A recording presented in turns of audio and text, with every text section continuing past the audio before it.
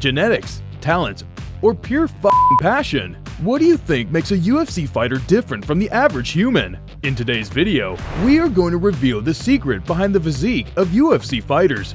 Number 5. Francis Ngannou.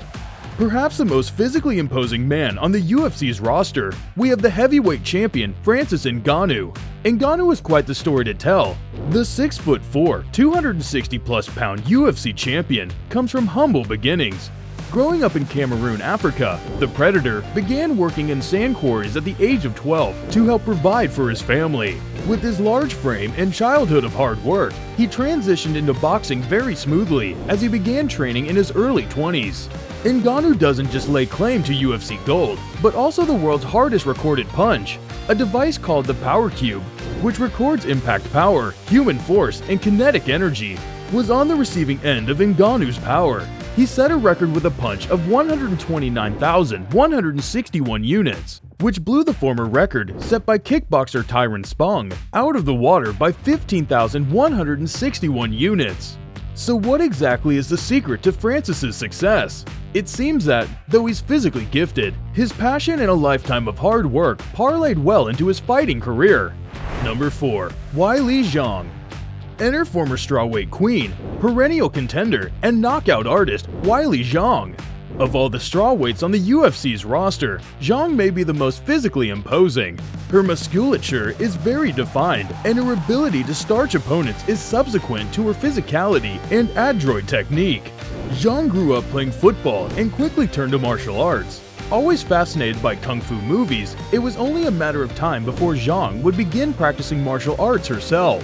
In fact, Wai Li was training at the early age of 6 years old. Needless to say, she kept at it and got pretty good, to say the least. So, where does Zhang's build come from? It's essentially a lifetime of training that stemmed from an insatiable curiosity about martial arts. Number 3. Charles Oliveira. Charles de Bronx Oliveira has really come into his own as of late, picking up the lightweight title after Khabib Nurmagomedov set it down. The Brazilian, despite being dropped in all of his title fights, has looked nearly unbeatable. What's the secret to this? Well, Oliveira has an incredible jiu-jitsu pedigree, and, though he's largely been successful, it wasn't enough for him to grab the victory in each performance. He sharpened up his striking and really reflected on why he fights. Since then, he's looked incredible. So, why does Charles fight? He was born into poverty, just a few blocks away from a favela. His parents could barely read or write, and he didn't see many paths towards happiness. That is, until he found jiu-jitsu. One thing led to another, and another, and another. Charles Oliveira saw fighting as survival, and that led him to being the fighter he is today. Number 2. Aljamain Sterling. Aljamain Sterling is the bantamweight champion of the world and is one of the most jacked physiques in the UFC. Some people have the genetics that'll bless them with a nice build. Others have to put in a bit more work. Which one is Sterling?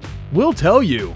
Funkmaster began wrestling in high school to avoid gang affiliation. Though some of his siblings took the path, Sterling wanted no part of it. Wrestling gave him an outlet and he became pretty good at it. Sterling learned to work hard and had great motivation in doing so. Don't get it wrong, he'll make like Paddy Pimbleton and let loose after a fight. But this shows you just how hard he works before a fight to enter the octagon in such shape. Number 1. Yuri Prohaska. From that ripped frame to that dope hairstyle that's gone too soon, there's a lot to unpack when laying eyes on Yuri Prohaska. He's got the aesthetic to be the next Thor should anything happen to Chris Hemsworth. That's right, Chris, job security is fleeting, but his focus is currently dialed in on being a world champion. Prohaska realized these championship goals just 3 fights into his UFC career, after he defeated Glover Teixeira in one of the greatest fights ever.